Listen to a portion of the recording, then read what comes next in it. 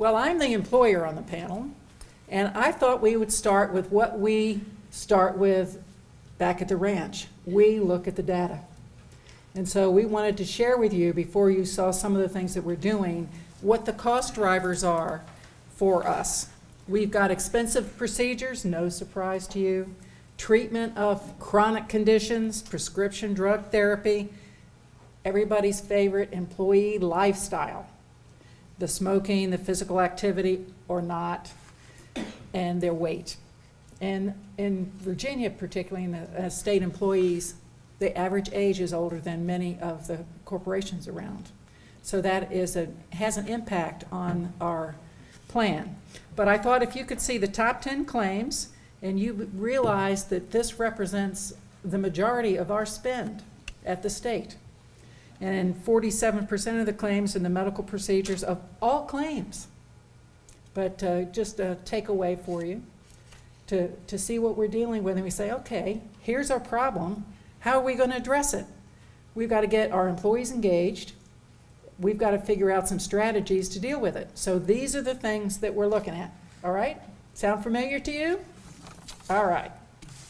So I'm going to only talk today about the consumer-focused plan design. I'm not going to talk about the consumer-driven healthcare plan we've just rolled out, or medication therapy management, or some of the other things that we're rolling out this year. I'm going to only talk about the things that we think where we can make a difference, and sometimes we have to put some skin in the game ourselves to get people to comply. How many of you deal with special issues for maternity? When I looked at this the first time, we had several claims, multiple birth preemies, everybody's expensive claims, right? We have a number of those at the state. We have a large state workforce. So we'll go over that. Weight Watchers. Obesity is a big deal at the state. I would say 2/3 of our employees are overweight, and a third of all employees are obese. That is a challenge that we've got to deal with. Smoking's still popular. We're going to focus on flu shots, bariatric surgery, diabetes, and coronary artery disease, because these are the things that are driving our cost. These are listed in the order in which we have introduced them. They're not the order of priority, but just shows you how we've evolved over time. Maternity. We want them to participate in the program, and we want them to get in there the first trimester. So we can look at employee engagement, we can see if they're there, but we are always pushing our third-party administrator. Okay, what's the so what about this? We know people are attending the meetings. Well, tell me, are we getting healthier babies? Are moms healthier? Do we have less visits to the ER afterwards and to the doc? What's the so what about participating in the maternity program? We do get, not everybody participates. And what's our incentive for you to participate? We throw in and waive your copay for maternity.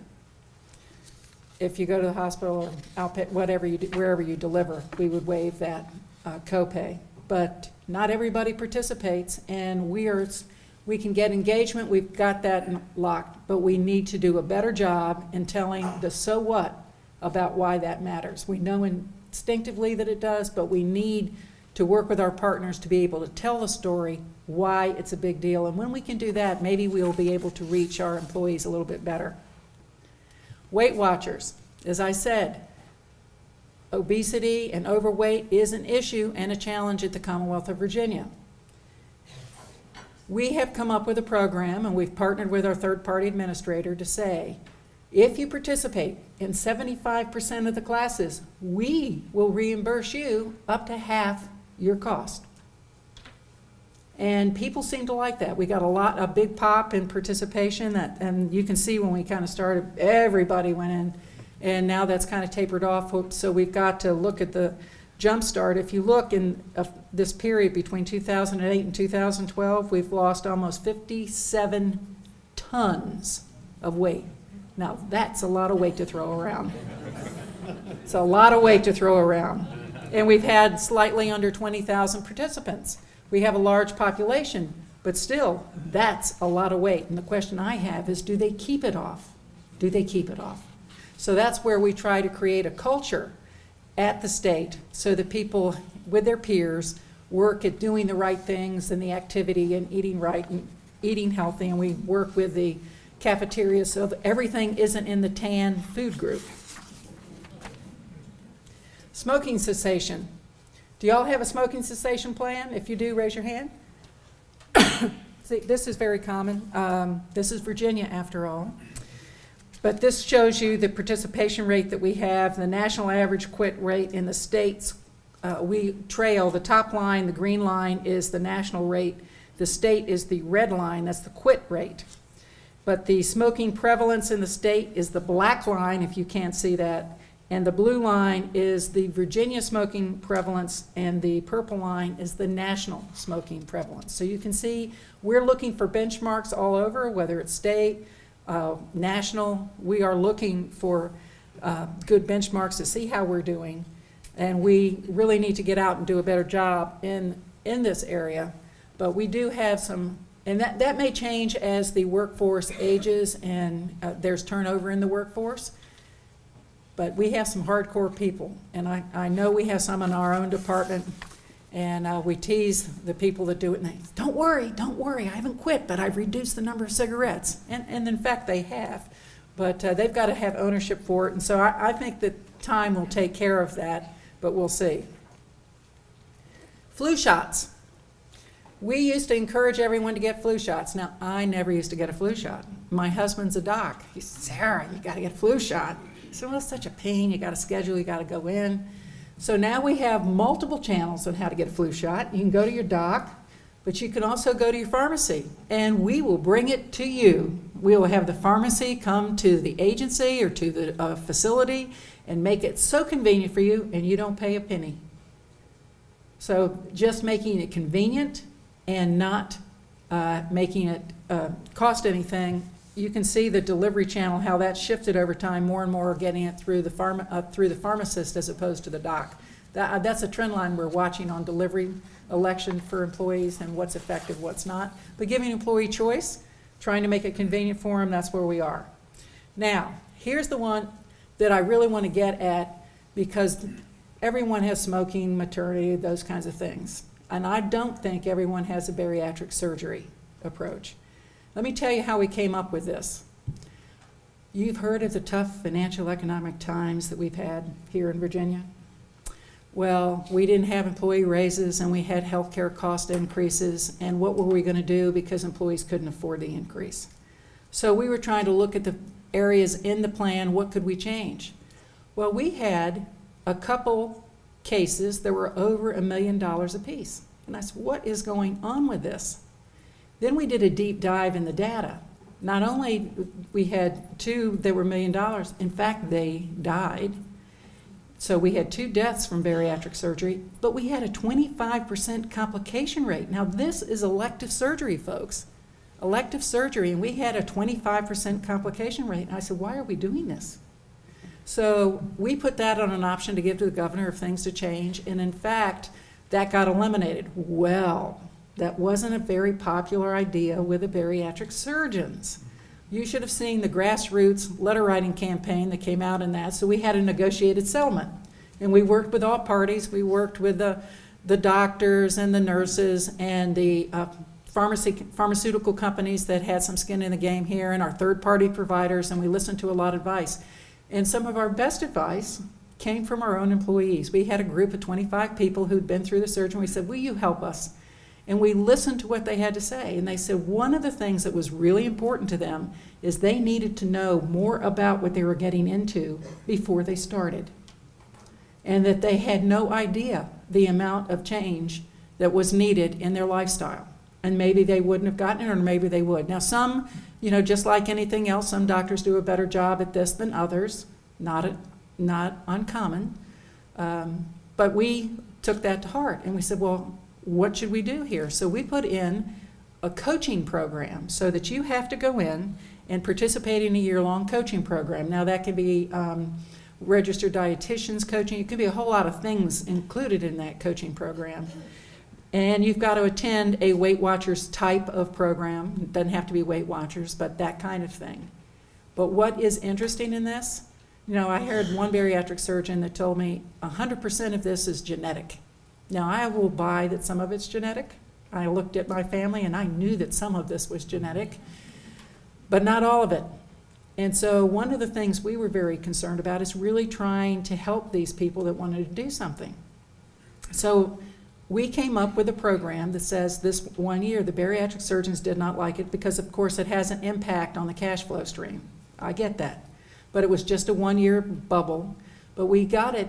We had one case, and I think we had some value option coaches on this, in one area in Tidewater where they had 5 employees participate, 4 of which were hoarders.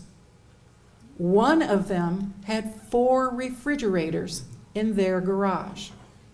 Now, if we hadn't had the coaching program, we would never have known. I mean, we could have gone in and operated and done whatever, but we would never have known. So how are we going to fix that? So this bariatric surgery change is all about coaching. But we listened to our employees to help us design a plan that they thought would help. And what this one big takeaway from this plan is that it eliminates the people that want instant gratification that are not committed to changing their lifestyle. We had somebody come in and said, I've got to get the surgery. I cannot wait a year to get the surgery. Well, why not? I got to lose 10 pounds to fit into my wedding dress. Well, that's the kind of thing. I think that by eliminating the people with instant gratification, not willing and not committed to changing the lifestyle, has been a very helpful thing, and I think that's one of the takeaways from this program. But if you're eligible, you get the coaching pre and post surgery, you get the Weight Watcher like reimbursement, and then we'll waive your copay when you have your surgery. But let me show you some of the data, because of course we're measuring everything. We're looking at how much we were on trend in 2010. We forecasted a $12 million cost. Now, 2011, when it was down to under $1 million, we forecasted $12 million. We started making change in 2010, and the year change was part 2010, part 2011. And so it was under $1 million. But I think the steady rate is going to be at about $1.5 million. That is a significant difference than the projected $12 million change. People are losing weight. They're changing their lifestyles. They're learning to do it on their own. And those that need a little extra help, they go get the surgery that's needed, and everybody signs off on it. The surgeon and the coach sign off on it as well. And I think that's been a very valuable tool to have. And we are very excited about this project. And we're partnering with the Virginia Bariatric Surgeons. I felt like I had to wear a flak jacket when I went to talk to them the first time. But we're partnering with them. We've given them our data so that they can take a look at the data to see, so that we've given them data so they can get their paper written. But we are very excited to see some of these results because we hear the stories anecdotally from the employees and we see the data. And 80% have improved their nutrition, portion control, making better choices. You can see some of the things that have changed here. More positive coping skills. So the behavioral health piece of this is a very large portion and attributable to their success. But 50% had improved diabetic scores. Blood pressure improved and cholesterol improved, but not to the same extent as the others, but that's pretty good movement. So we're really excited about this bariatric program. I know I'm running out of time. I'm getting the signal here, so let me move on to mention 2 other things we've got rolling. This one we started last July, so it won't be a year. I don't have data on this, but we looked at the finances and compliance rate on diabetics. We have a number of diabetics. So we said, well, what can we do to make a difference? So we're trying to take finance out as the issue for noncompliance. So that's what we're testing in this pilot. And we will pay for your tier 1 or 2 drugs or supplies, but you got to comply. All right, so we're trying to give you a carrot. Let's see what you do with it. And then we'll give them coaching too at no charge. And then the last one I want to mention is the coronary artery disease. This is the pilot we've started. The other one, the diabetic one, is a statewide program. This one is a pilot at one very large agency. And it's a coronary artery disease. Why? It's in our top 10 list that I showed you before. We're looking at that. We want to prevent coronary artery disease, heart attacks, strokes, and improve diabetes. So these are the things we're doing. We're actually put it out for an RFP, and HDL prevailed on the bid. And we're going to do an initial health screening with biometric measures, the blood draw, the recommended sharing. We want you to share it with your doc and meet with the clinical consultant, and we'll be back in 6 months or so and say, hey, gee, did you listen? What'd you do differently? And we're going to see if that makes a difference, and that improves your opportunity. So we'll be back more, let you know if that one worked, and all of this is at no cost to the employee, all right? Now, what is the so what about everything that we're doing? It's about the data, learning about our employees, but what are we trying to do? We want our employees to be healthy. Everything is about the employee. It's customer-focused, consumer-focused, employee-focused. And why is that? Well, it's a win-win. We want them healthy, because if they're healthy, they're working and better employees for us. So that's a win-win. Everything we're doing is data-driven, and we're looking at constantly improving and expanding value-based insurance design. I know some of you have heard a lot about that. It's a short-term cost investment for a long-term health improvement, but overall should lower our cost. And we're learning, that learning loop is in play all the time, always trying to do things a little bit better. Gee, this worked, well, what could we do differently next time, and trying to continuously improve.